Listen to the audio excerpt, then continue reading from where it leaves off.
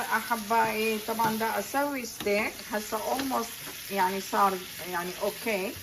اول مرة احمي الطاوة، يكون درجة حرارة كلش عالية على الطاوة، عن مقلي طاوة وريفر شو يسموه، واجيب ستيك اخليه 3 دقيقة ونص الجهة والدقيقة ونص الجهة الثانية. بعدين اجيب قطعة صغيرة من الزبد، يعني نص ملعقة كوب الزبدة، وقليل من الزيت الزيتون.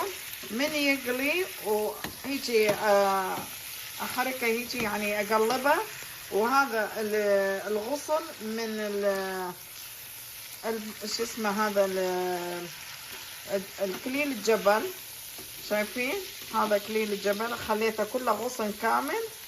وبعدين سويت الخضروات، طبعا البراكلي، شايفين البراكلي والباكاتشو.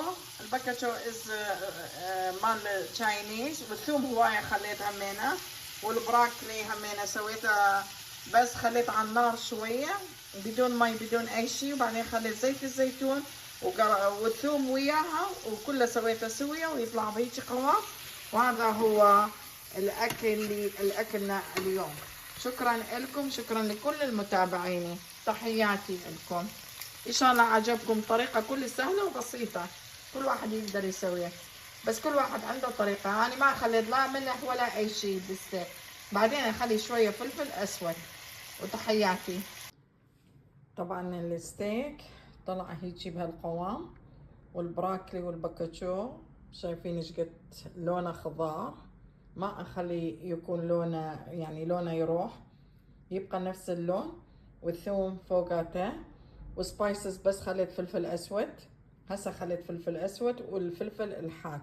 ها الفلفل الحاد هو مال الباستا يخلون كراش هات بيبر something like that، ما اعرف شو يسموه.